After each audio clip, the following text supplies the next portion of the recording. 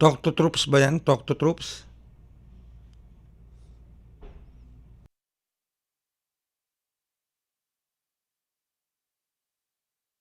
Handog ng Radyo Pilipinas World Service ang programang Global na Tayo. Pag-uusapan, hihimayin, aalamin ang mga isyung pinag-uusapan ng bayan at dadalhin sa pandaigdigang plataforma. Global na Tayo, talakayang hindi lang pambansa, bagkus pang global community pa. Global na Tayo, dito sa Radyo Pilipinas World Service, ang online digital station ng Pilipino saan man sa mundo. Tara na, Global na Tayo! Muli po, isang masaya at malit na pagbati mula po dito sa inyong himpilang Radyo Pilipinas World Service, ang online digital platform ng Presidential Broadcast Service, Bureau of Broadcast Services. Ito po ang programang Global na Tayo. Ako po ang inyong lingkod, Ray Sampang. Naganya, samahan nyo na naman po kami sa isa pang edisyon ng programang ito. Kasama pa rin namin maglilingkod po sa inyo sa ating Master Control. And of course, nandiyan pa rin si Milo Jonela. And of course, sa ating pong mga kasamahan naman, sila Hero, Leo at si Jerome sa ating Wirecast at audio streaming. Samantala, bigyan daan muna natin itong isang aktibidad ng Pangulong Ferdinand R. Marcos Jr. ngayong araw na ito bilang pag-witness niya sa ceremonial signing ng isang memorandum order na naglalayong itong bigyan ng National Amnesty Commission na mag-issue ng safe conduct passes in favor sa amnesty applicants. Ginagawa na po ngayon yan sa Dato Odin Sinsuat sa bayan at probinsya ng Maguindanao del Norte. Narito po ang Pangulong Marcos Jr.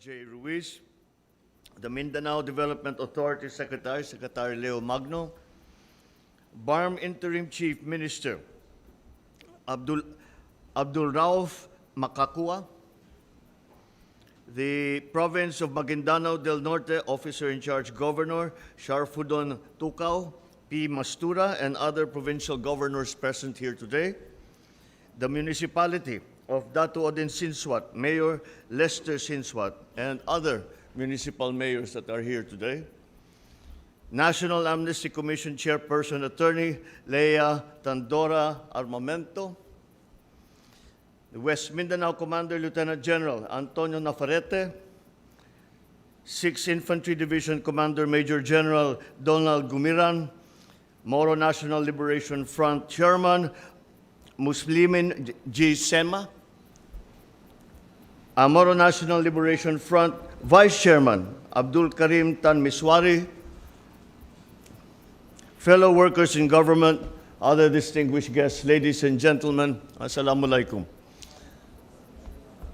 Marami na po tayong pinagdaanan bilang isang bansa. Sa mahabang kasaysayan ng ating bayan, ilang beses na rin tayong nakipaglaban sa mga dayuhang mananakop.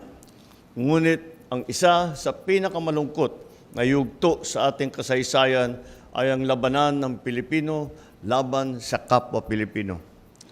May ilan sa ating mga kapatid, mga kapwa Pilipino, na dahil sa adhikaing pinaglalabanan, ang napilitan tahakin ang landas na taliwas sa batas na ang layunin ay sila'y protektahan at ipagtanggol. Kaya ngayong araw na ito, muli natin pinatatayunan ang mga na mas mangingibabaw ang pagkakaisang lahi. Sa diwa ng pagkakaisa at paghilom ng bayan, ang ating pamahalaan sa pamamagitan ng National Amnesty Commission ay magsisimula ng magbibigay ng safe conduct passes sa mga dating rebelde na may kinakaharap na arrest warrant para sa mga kasong may kaugnayan sa kanilang panindigang pampolitika. Ang mga safe conduct passes na ito ay hindi lamang magbibigay ng proteksyon sa mga aplikante ng amnestiya laban sa pagka-aresto, pagkakulong at pag-uusig. Higit sa lahat, ito ay isang paanyaya sa lahat ng rebelde na ihinto ang armadong pakikibaka.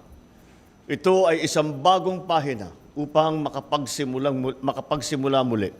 Isang tabi ang pansariling interes at makiisa sa pagtataguyod sa kaunlaran ng ating bayan. Ang paglagda natin ngayon ng Memorandum Order ay patunay na handa ang inyong pamahalaan na mag-abot ng kamay sa sino mang nagnanais magbalik loob sa batas ng ating lipunan. Alam natin na marami ang nagnanais na mamuhay ng mapayapa at maayos sa batas. Ngunit ang mga kasong naisampalaban sa kanila ay nagiging balakid sa kanilang pagbabago. Marami ang may pag-aalinlangan umuwi sa kanilang mga tahanan at patuloy na nangungulila sa kanilang mga pamilya. Ngayong araw na ito, nais kong iparating sa inyo, bukas po ang aming pinto. Kung taus-puso ang inyong pagbabago, handa ang pamahalaan na makinig, umalalay at sumuporta sa inyong pagbabalik loob. Makakaasa kayo na handa ang National Amnesty Commission na gabayan kayo ng naaayon sa batas at alinsunod sa prosesong makatarungan. Ang isang matatag na bansa ay lumalaban ng may katwiran para sa kapayapaan. Inaasahan ko ang National Amnesty Commission, ang Office of the Presidential Advisor for Peace, Reconciliation and Unity at ang sandatahang lakas ng Pilipinas, ang pambansang kapulisan at ang lahat ng ahensya ng pamahalaan na patuloy ninyong gagampanan ang inyong mga tungkulin na tapat sa larangan ng adhikaing pangkapayapaan. Tiyakin natin na ang mga safe conduct passes na ay kikilalanin natin ng mga lahat ng otoridad. Magsilbi sana tayong tulay sa pagkamit ng kapayapaan at pagpapalakas ng bansa sa pamamagitan ng paghikayat at pag-aalay sa dating mga rebelde nagnanais maging produktibong bahagi ng ating lipunan. Ating itinataguyod ang isang bagong Pilipinas, kung saan ang bawat mamamayan ay namumuhay ng walang takot at may dangal. Ito ang ating pangarap para sa bawat Pilipino. Kaya ang panawagan ko ay gagampanan natin ang ating tungkulin sa bansa.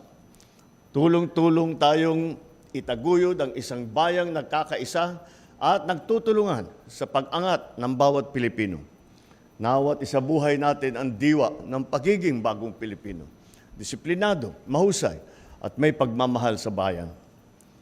Piliin natin ang tamang patungo sa isang mapayapa at maunlad na kinabukasan para sa ating mga anak at sa buong sambayan ng Pilipino. Maraming salamat at mabuhay ang bagong Pilipinas. Thank you, Mr. President.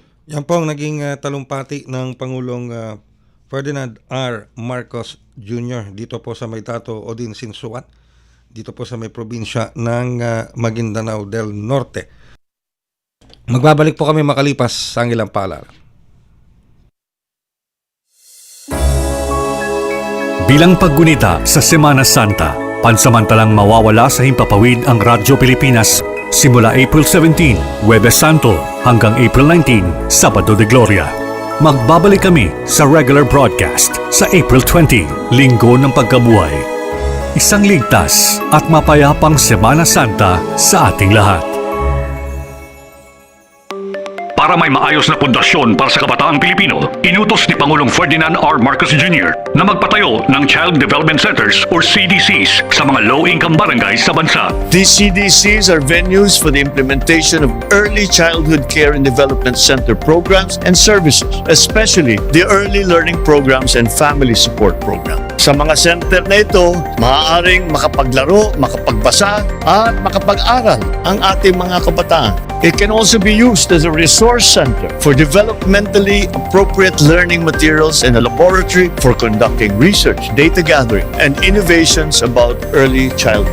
Pangako ng Pangulo na hindi titigil ang pamahalaan sa pagbibigay ng kinakailangang suporta para sa mga bata dahil sila ang magmamana at magpapatibay naman ng pundasyon ng ating bansa sa hinaharap. The government continues to find ways to support our children so they can grow, they can thrive, and reach full potential. Through health and community programs, we remain committed to helping them become productive members of our society.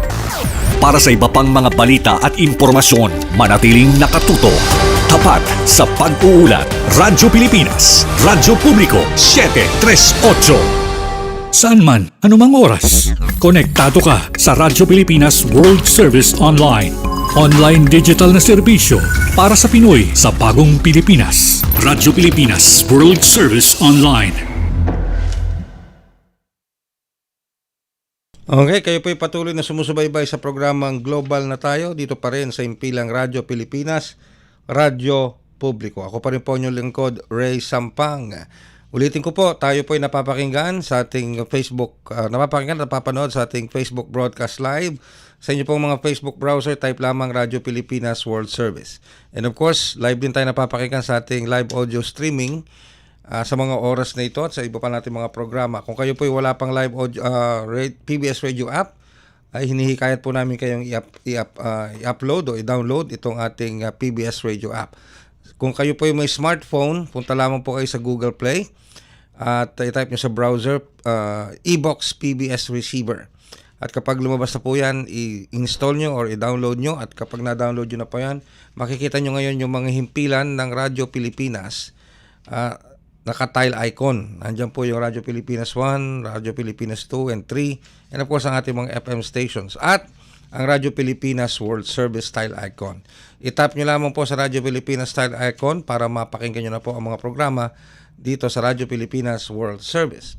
And of course, napapanood din po at mapapanood din ang iba pang mga programa natin sa pamamagitan ng ating YouTube channel. Sa inyong YouTube browser, type lamang Radyo Pilipinas World Service. Yan po ang ating mga social media applications available para po mapakinggan ninyo, mapanood ang ating mga programa dito sa Radyo Pilipinas World Service. Alright, kanina napakinggan nyo ang Pangulo at pumirma siya sa isang, witness niyang isang signing ceremony, yung isang memorandum order na nagbibigay ng kapangyarihan sa National Amnesty Commission na magbigay o mag-issue ng tinatawag na safe conduct passes para sa amnesty applicants na nangyayari po ngayon dyan sa Dato Odin Sinsuat. Ngayon, para lamang po magkaroon tayo ng kaunting background tungkol dito sa tinatawag na Safe Conduct Pass. Ano ba yung Safe and Conduct Pass? Ang Safe and Conduct Pass po ay isang dokumento na ini-issue ng National Amnesty Commission sa isang aplikante para sa isang amnesty. At yun ang magsisiguro at magpoprotekta mula sa anumang pagka-aresto. Okay? Yan. Detention at prosecution. Na pwedeng ipataw o naipataw sa kanya subject to his or her application. Ito pong Safe Conduct Pass ay ginagarantiya ang kalayaan ng pagkilos, gayon din, at binibigyan kalayaan din na makipagkita, makipag-usap. In short, hindi siya limitadong kilos. Ito ang tinatawag na Safe Conduct Pass. Kung meron man siya mga kaso na kinakaharap in relation to the crimes that he committed prior to the issuance of the amnesty, ano po muna yon, kabaga naka-hold. Kasi nga po, binigyan siya ng Safe Conduct Pass. Pero meron pong ilang mga krimen o offenses na hindi covered ng Amnesty Proclamation o yung mga gumagawa ng iba pang application. Ngayon, tinatawag dito, kinakailangan kasi may mga required document para sa isang rebel returnee. Yan, liwanagin lang natin. Sino ba yung nag-avail ng amnesty pass? Yan po yung mga rebel returnees. Yung mga kapatid nating nag-rebellion laban sa gobyerno. Itong mga kumukuha kasi ng mga safe conduct pass, ito yung mga rebels, gusto nang bumalik sa lipunan. Mukhang nagsawa na sa pakikipag-away, pakikipaglaban sa gobyerno, at pinipili ngayon bumalik na sa gobyerno at sa society. Alright? So malaking bagay po yung tinatawag na Safe Conduct Pass. Madalas narinig natin po yan kapag meron tayong mga pinag-usapang peace talks, ceasefire at kung ano-ano pa. Magandang balita yan para sa mga rebeldeng gusto nang bumalik sa lipunan, yung nagsawa na nakikipag-away sa kabundukan. Samantalang yung kanilang mga opisyal ay namumuhay sa karangyaan. Totoo yun, di ba? May mga rebeldeng nakikipaglaban sa kabundukan, kumakain ng kamote, kumakain ng punong kahoy, kung ano man yan. Pero yung kanilang mga opisyal nasa ibang bansa, nasa malamig na bansa, may pagkain sila sineserve sa kanila, sarap na pagkain nila, samantalang sila nangangamatay sa gutom, nangangamatay sa engkwentro sa militar. Ano ho? Bakit? Para saan? Sa isang paniniwala, ni minsan yata hindi nila naintindihan. Oh. Totoo naman, okay? Kaya nga po, puspusan ang ginagawa ng gobyerno na makapag-reach out sa mga far-flung areas natin.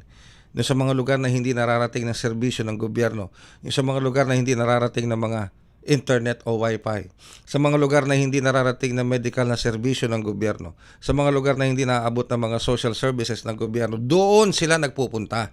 Itong mga nanghihikayat na sumama sa panghihimagsik o sa rebelyon laban sa gobyerno, doon sila nagsusumiksik, doon nila nilalason yung isip ng ating mga kababayan. Doon nila pinapakita yung hindi naman 100% na katotohanan na tinalikuran sila ng gobyerno. Kaya ito ang ginagawa po ngayon ng gobyerno, ng administrasyong ito at ng mga nakalipas pang administrasyon, trying hard to reach out to those far-flung areas to deliver the services of the government. Kasama na po yung mga programa at proyekto. It may be hard, it may not be soon, pero nasimulan na po at nagagawa na yung iba. And hopefully, sabi nga nung nakapanayam natin ang Department of Information and Communications Technology, DICT, sinasabi ko nila na itong broadband plan, yung e-gov at broadband plan, kasama na yung free wifi, yan po yung mga pamamaraan nila na makarating sa mga liblib na lugar ng Pilipinas.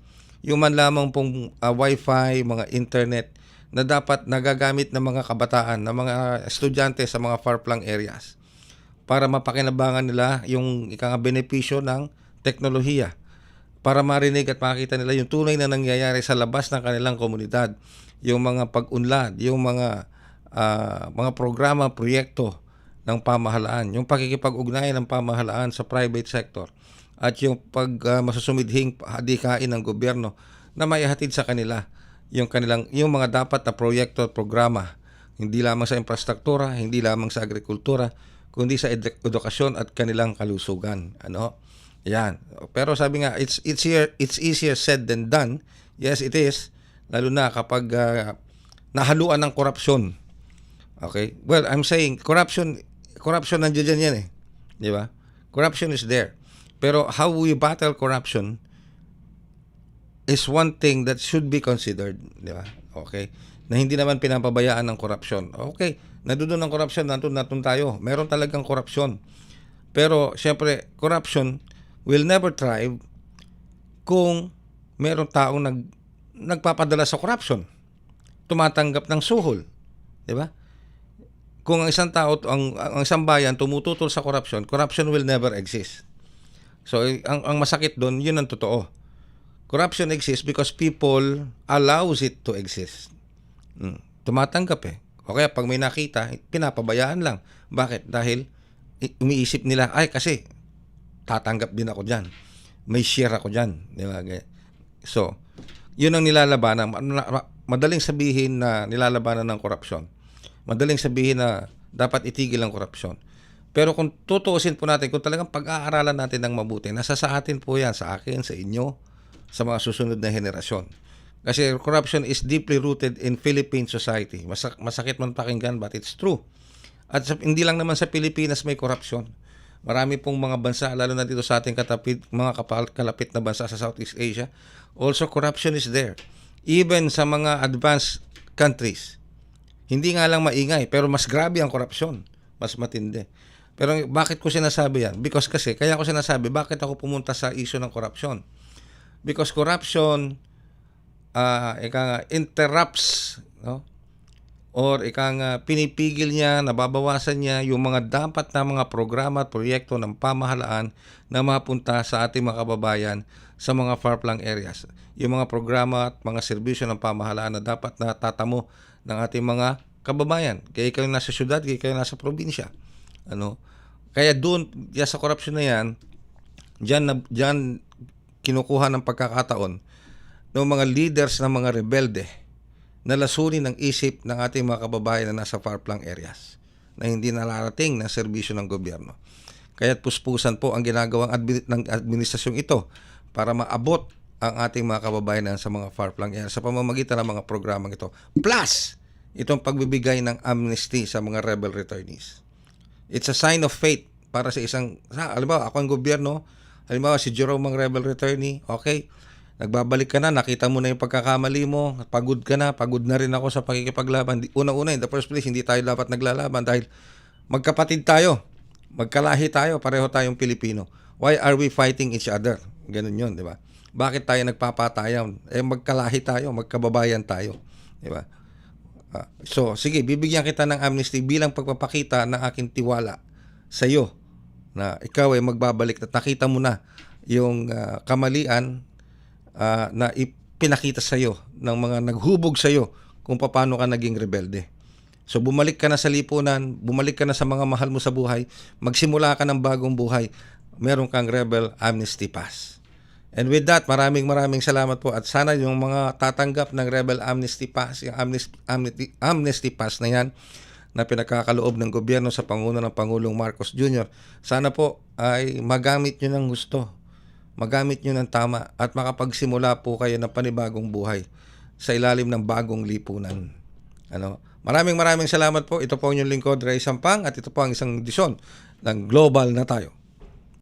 Handog ng Radyo Pilipinas World Service ang programang Global na Tayo. Pag-uusapan, hihimayin, aalamin ang mga isyung pinag-uusapan ng bayan at dadalhin sa pandaigdigang plataforma. Global na Tayo, talakayang hindi lang pambansa, bagkus pang global community pa. Global na Tayo, dito sa Radyo Pilipinas World Service, ang online digital station ng Pilipino saan man sa mundo. Tara na, Global na Tayo.